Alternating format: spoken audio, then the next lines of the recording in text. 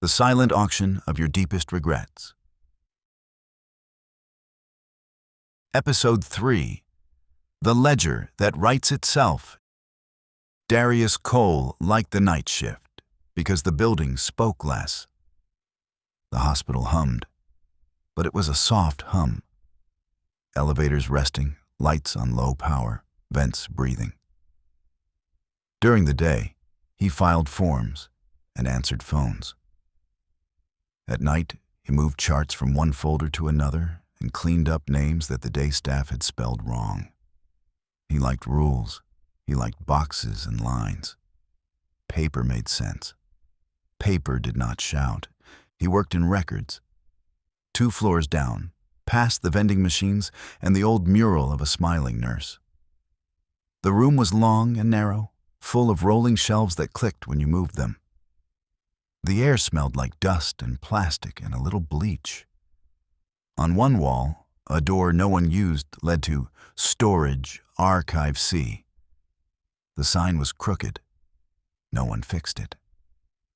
At 11:47 p.m., while Darius looked for a missing discharge form, he heard a soft thump from the archive. Not loud, like a book put down by a careful hand. He stood still. Nothing else moved. He told himself it was the vent. He told himself he could ignore it. He waited 1 more minute, then opened the archive door. The light inside was yellow and tired. Boxes filled the room, some open, some shut and marked with dates older than he was. On the middle table sat a book the size of a mailbox. Leather. Thick. The cover was stamped with an oval border and nothing else. No title, no code. He touched it. The leather was warm. He pulled his hand back and laughed once at himself. He picked up the book and set it on a clean part of the table. He opened the cover. Inside, the paper was heavy and cream-colored, lined by hand with faint pencil. The first page had a single word written in neat black ink at the top. Admissions. Under it, a space, and then a name. Tonight's date. A time. Sanchez, Julia. 23:52. Darius frowned. No one had brought a chart to records. Admissions would call first. He checked the wall clock. 11:49 p.m. He looked again at the time in the book. 23:52. 3 minutes from now. He closed the book. He laughed again. He told himself it was a prank from a bored nurse. He went back into records and pushed the archive door mostly shut, because closed felt too final and open felt too brave. At 11:52 p.m., his desk phone rang. Records. "Hey, D," said Ina at admissions. "Heads up. Julia Sanchez, 27, chest pain, coming to you for packet assembly in a bit." "You mean 23:52? He asked before he could stop himself. A pause. Yeah. Just rolled in. You psychic now?" Darius looked at the archive door. "No," he said. "Lucky guess." He hung up and felt the shape of the book through the wall. He opened the archive door again. The book hadn't moved. The page looked the same. The ink line under Sanchez, Julia, was thicker now, as if it had dried twice. Another name had appeared below it. Baker, Lonnie, 0021. Darius said the words out loud. "Lonnie Baker?" The name sounded like a person who smoked outside in a hospital gown when the staff wasn't looking. He turned a page. Blank. Another. Blank. The paper smelled like old air. He picked up the house phone and dialed admissions again. "Ina?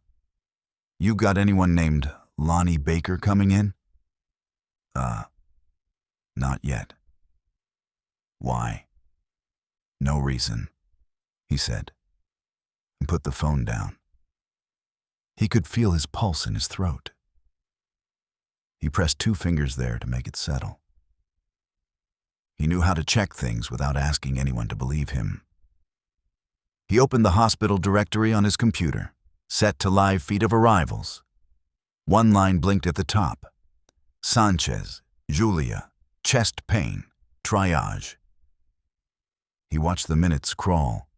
At 12:19, a new line blinked in. Baker, Lonnie, fall, ambulance. The arrival time next to it read 0021. He did not breathe for a few seconds. He rubbed his chest as if that would push the air out anyway. He went back to the archive. The book waited. A 3rd name had written itself. Reed, Camille, 0103. He didn't know Camille. He copied the names on a sticky note and put it in his pocket. Like putting it there could pin the world down. At 1:22 a.m., the overhead speaker clicked and crackled. Code Blue, ED Bay 2. He knew the tone. It wasn't a drill tone. He refreshed the directory. Sanchez. Julia changed color from green to gray. A status field changed from treatment to expired. He put both hands on the desk and made them be still. He swallowed until his throat hurt and tasted metal. The hum of the vents sounded louder. He looked at the archive door. He didn't open it. At 1:39, the speaker cracked again. Code Blue, Radiology. Lonnie Baker's line changed from imaging to expired. He opened the archive door. The page had changed again. A dot of black ink had appeared at the far right of Sanchez, Julia, and Baker, Lonnie. The dot looked like a period at the end of a sentence. A small fly moved over the page and did not leave a shadow. Under Reed, Camille, 0103, a hand had started a new line and stopped. He backed out and closed the door all the way. He sat at his desk and put his head down on his arms like a child who needs a quiet minute. He did not sleep. At 2:06, Ina from admissions came down with coffee and a joke. You alive, Dee? He looked at her face too long. He tried to smile. Barely. She set the coffee down and leaned on the counter. Weird night. Feels like the building's holding its breath. Yeah, he said. Hey, do you ever go into Archive C? She made a face. Only when I lose a bet. Dust makes my eyes itch. Why? No reason, he said. He almost told her. He almost laughed and said a book knew people before they came in, before they died. He almost said her name to see if she would flinch. Her phone buzzed. She looked down. Gotta run. ED wants forms. She took a step, paused. You okay? Sure, he said.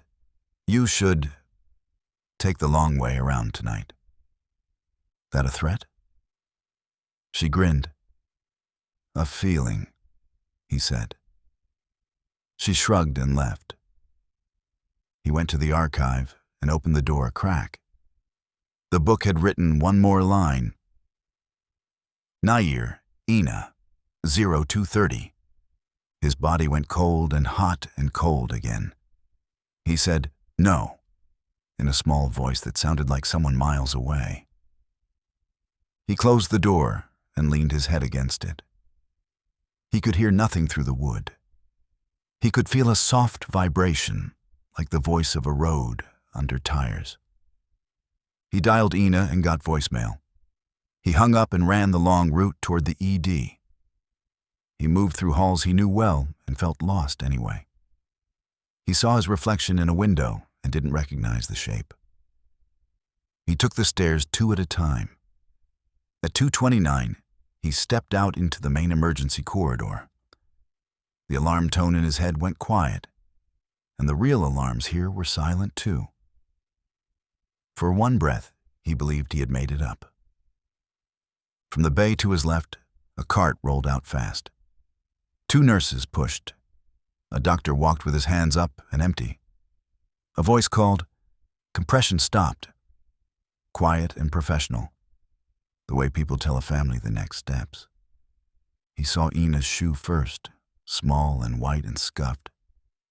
Then he saw her face, slack but still her. A nurse covered it. Someone asked him if he was okay. He said yes. He went back to records without seeing his own feet move. He opened the archive door. A dot had settled at the end of Nair, Ina. The ink was still wet. He wiped at it with his thumb and left no mark. He sat with the book for a long time, waiting for the page to do something. The room felt like a quiet mouth. He listened for the scratch of a pen. He heard only the building. At 3:07, a new name wrote itself in front of him. He saw it happen. No pen, no hand. The ink rose from the paper, wet, line by line, like water lifting letters from a stamp. Beardsley, Tom. 0342. Darius flinched back, as if the page had spat. He stood and bumped the table. The book did not move. The ink did not smear. He whispered, "Stop." The next letter in the next name drew itself half an inch and paused. He felt a hope he did not trust. "Stop," he said again. The half letter waited, then finished in a clean line. Beardsley, Tom, 0342 Cole. He put his hand flat over the space and pressed hard. He wanted to tear the page out and couldn't make his fingers do it. He wanted to close the book and nail the cover shut. He wanted to set the book on fire. He wanted to take it home and never let it out of his sight. He kept his hand there and started to count. At 28, the skin under his palm grew warm. The paper flexed. The book shifted under his hand, as if it took a breath. He pulled his hand back. The line wrote itself in 3 even strokes. Cole, Darius, 0411. He looked at the wall clock, 3:12 a.m. He had 59 minutes to decide what to do, and the part of him that loved forms and lines and rules knew there was no form for this. He closed the book and carried it to records. He set it on his desk. He locked the archive door. The key felt small and brave in his fingers. He dialed security and then hung up. He dialed the hospital operator and hung up. He picked up his coat and set it down again. He could feel his name on the page even with the cover closed. It was like a sound below the sound you hear, like a second heartbeat. He opened the book. His name lay there in neat black letters. The space after it waited with a hunger he could see. He wrote under it, with his own pen, "Cancelled." The ink from his pen looked thin and cheap next to the book's letters. He blew on it like a child trying to dry glue faster. He waited. Nothing changed. At 3:19, the phone rang. He picked it up. A voice said, "Records?" "Yeah." "Mr. Cole, this is the auctioneer. Congratulations on your early placement." He held the phone away and looked at it as if it had learned a new trick. He put it back to his ear. "Wrong number." "No," the voice said, kind in a way that wasn't helpful. "It isn't." "Who are you?" "Your record keeper." "I am the record keeper," he said, because he needed one sentence that made sense. A small laugh hummed in the line, not unkind. "For tonight." He hung up and unplugged the phone. He listened to the dial tone go to silence. The quiet did not feel like help. He decided to file a report because reports were the one thing he knew how to make. He opened a blank incident form and typed, unusual admissions prediction device. He felt foolish and kept typing. He wrote the names. He wrote times. He wrote them before arrival. He wrote deaths followed and stopped because writing the word 2 more times felt like a dare. He clicked to submit. A red line appeared. Access denied. He tried again, picking a different category. Equipment failure. He set location to Archive C. He clicked submit. Access denied. He printed the form and carried it down the hall. He thought of sliding it under the chief's door. He stopped at the corner, peered, saw the cleaning crew's cart, and turned back. He did not want anyone to see him carry a paper that said the building could see the future and write it in a book. He took the form to the stairwell and sat on the step and read the words he had typed until they looked like the wrong language. He folded the paper and put it in his pocket. He decided to go to the ED and stand very still in a corner and make sure no one said his name. It felt like the same kind of protection as closing your eyes during a loud sound. He stood, put his hand on the door bar, and froze. The book was open on his desk. He hadn't left it open. The lamp was off. He hadn't turned it off. But the page glowed faintly, as if it knew how to make its own light. He walked back. His name was still there. Cole Darius, 0411. The seconds ticked toward it. Under his name, new letters formed, slow and even. Diagnosis, administrative. His mouth went dry. "That's not a thing," he said to the empty room. The room sounded like it didn't agree. He pulled out a box of old incident reports he wasn't supposed to have. He kept them because throwing them away felt like killing the past with both hands. He spread them across his desk and looked for names. He found Sanchez, Julia, from 5 years ago. Chest pain then, too. He found Baker, Lonnie in a report about a fall from 2 summers back. He found Reed, Camille in an old budget memo about staffing in radiology. He put his hand on the ledger. "You pull from us," he said. "You eat what we already wrote." The book didn't answer. He turned 1 page back. The dates were from last month. Names he remembered reading in the morning, filling packets, then hearing a second tone, then printing sympathy labels for the family desk. He had not thought he was writing anyone's ending by being neat. He ran his finger down the list. Every entry had a dot at the end, set like a period. He counted 10 dots per page. He looked at the clock and counted the hours until dawn. He filled the space with counting because it was better than filling it with pictures of faces. His eyes burned. He blinked and the room doubled, then settled. In the folder corner, he saw a red sticker he didn't remember. He didn't move it. He pressed his thumb against his name on the page. The skin tingled like metal touched to fillings. He whispered, "What happens if I leave?" The book stayed warm under his thumb. He moved his hand, and the paper cooled. He closed the book gently and carried it back to the archive. He set it on the table where he had found it. He stood there and tried to feel like he had put the world back where it belonged. He turned to go. Behind him, the cover opened by itself. He did not turn around. He walked out and shut the door and kept walking until the hallway turned left, and he turned with it. At 3:47, he took the elevator up to the lobby and stood by the vending machines. He fed the coin slot $1. The machine took it and did not thank him.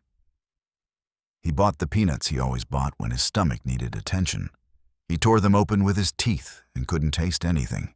He called his mother because sometimes that fixed the lines in his head. The call went to voicemail. He tried his brother, who usually started night shifts at the warehouse at 9 p.m. The call rang twice. Then a recorded voice said, "This number is not in service." He stared at the screen. He had called this number every week for a year. He typed it again, "Not in service." He went back to the elevator and pressed B2 too hard. The doors closed slow, like the building wanted to think about it. He walked into records. The door to Archive C stood open. He was sure he had closed it. He was sure he had locked it. The key in his pocket felt like a lie. The book was open to a fresh page. The word "admissions" sat at the top, neat as ever. Under it, only one name. Cole Darius, 0411. No other names. No dots. Just him. He turned the page. Blank. He turned back. His name stayed. The wall clock said 4:04. He laughed once. The sound made the room feel smaller. He said to the air, "Okay. Okay, okay." He pulled a black marker from the supply drawer and wrote across his name in thick letters. No. The ink bled and then pulled inward like water sucked down a drain. It vanished into the paper. His name reappeared, neat. He wrote "discharged." The letters peeled off the page like thin scabs. His name reappeared. He wrote "already dead."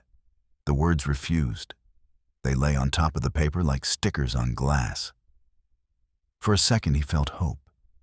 Then the shapes softened and sank, and his name rose cleanly from under them. He set the marker down and stared at the clock. 4:06. He picked up the book and carried it to the nearest shred bin. He lifted the lid and put the book inside. It did not fit. It sat on top like a loaf on a small plate. He pushed. The paper bit his palm. He felt a sting and looked down. A thin line of blood crossed his hand. The book swallowed the drop. The red vanished. The leather shone a little. He took the book out and held it like a baby he didn't want. He whispered, "Please." The building hummed. At 4:08, he decided to leave the building. He tucked the book under his arm and walked toward the exit. The hallway looked the same and also not. The mural nurse's smile had fewer teeth. A sign that had always said "stairs" said "staff." He passed the break room and heard laughter. But when he looked in the door, he saw only chairs. He took the elevator to the lobby. The doors opened on a different tile pattern than the one he remembered. The security guard at the desk was a man he had never seen. The man nodded like he knew Darius. Darius said, "Do you know me?" "Sure," the guard said. "Night records." "What's my name?"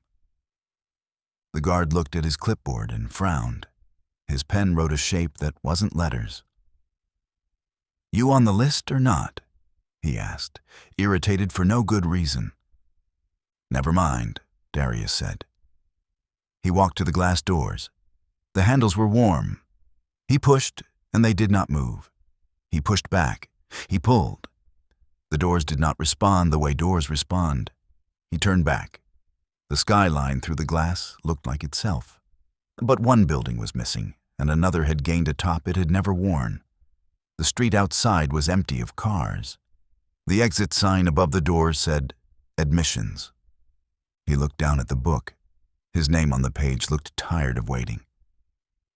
His phone buzzed. He answered without checking. "Mr. Cole," the auctioneer said, "please return to your desk." He said, "If I do, will it stop?" "Tonight," the voice said gently. "It stops." He went back down. In the stairwell, two portraits hung where there had been none. In one, the woman in gray from last episode of his life looked out at him without moving. In the other, a man who looked like him but older smiled with a mouth that had learned to pretend. He did not touch the frames. He counted steps like he learned to count when he was 6 and scared of dark basements. He set the book on the records desk. The clock said 4:10. He opened the cover. His name sat ready. The second hand ticked. He waited for something like a pain. He waited for a tone over the speakers. He waited for his breath to slow or stop. He waited for a hand on his shoulder. Nothing happened. The second hand crossed the 12. The minute changed to 4:11. His name did not dot. The page did not move. He looked at the ceiling. He looked at his hands. He laughed once and then twice. And then he had to hold the desk because he could not tell if he was laughing or crying. "Am I dead?" he asked the empty air. The building hummed. He wrote with his pen under his name. Present. The word stayed. It did not sink. He underlined it. He felt foolish and thankful and angry. His phone buzzed again. He answered. "Mr. Cole," the auctioneer said. "Congratulations." "On what?" "On a successful transfer." "I didn't die." "No," the voice said, pleased. "You were never going to." "Then what is this?" He hit the cover with the back of his hand. The leather gave and bounced like a patient belly. "It is placement," the voice said. "You were admitted to your position." He closed his eyes. "What position?" "Record keeper." "I already am," he said, because the sentence still wanted to be true. "For us," the voice said, "not them." He said, "No," and the word felt late. "Please return the ledger to Archive C," the voice said, as if asking him to return a mop. "What if I don't?" "Then the writing will move to the walls." "It is less tidy there." He pictured names scrolling in wet ink across painted cinder block. He pictured nurses with Sharpies trying to cross them out. He pictured the dot forming anyway. He picked up the book and walked back to the archive. The room smelled like paper and a little like rain now. He set the book on the table. The cover warmed under his palm. He said into the room, "Why me?" The air near the ceiling moved like heat above a stove. The light buzzed and steadied. The auctioneer did not answer. The book did. A new line wrote itself on the page, slow and kind. Cole, Darius, admitted to silent auction records. He put both hands on the table to stay upright. Another line wrote itself below that. Previous role, hospital records, provisional leave. He said, "I never took that job." The ink paused, then added a small note. Regret, believing you were smaller than your work. He wanted to laugh and couldn't. He wanted to throw the book and couldn't. He wanted to refuse and felt the refusal float, light and useless. He touched the words. They were dry already. He saw himself at 8, lining up his mother's bills and marking due dates with careful stars. He saw himself at 16, fixing a teacher's grade book after the teacher cried in class. He saw himself at 23, taking the night shift because the day was too loud and the night had a shape he knew how to live inside. He saw himself at 32, finding a book and thinking he had found a mistake. He said softly, "What did I sell?" The ink moved one last time. Payment. Time. Currency, your name. Balance, 0. He closed the book. He pressed his forehead to the cover like it could cool him. The hospital intercom clicked and spoke a tone he had never heard. Not urgent. Not alarm. A soft chime, like the tone before a message. Mr. Cole to records. The operator's voice sounded normal. Mr. Cole to records, please. He walked out of Archive C and into his own room. The desk lamp turned on by itself. The computer woke and showed the login screen. His name did not auto-fill. The cursor blinked in an empty box. He typed Darius Cole, and the keystrokes did not appear. The screen remained blank. The keyboard felt like a picture of a keyboard. He looked at the wall. The picture of the smiling nurse had one more tooth than it had an hour ago. He looked at the clock. It read 4:13. He watched it change to 4:14 in a slow and correct way. He picked up the phone and dialed his mother again. The call went to a number that rang and rang without answering. He left a message he did not remember after he said goodbye. He sat. He waited for a rule. At 5 a.m., the day shift started to arrive. The lights brightened in a way that made the night look like a dream. People laughed in the hall at things that were not funny. The building reset itself today. Ina's chair sat empty in admissions. A paper sat on it that said vacant in a font the hospital never used. A new clerk walked into records at 5:12 with a donut and a half smile. "You must be Darius," she said. "I'm Ivy."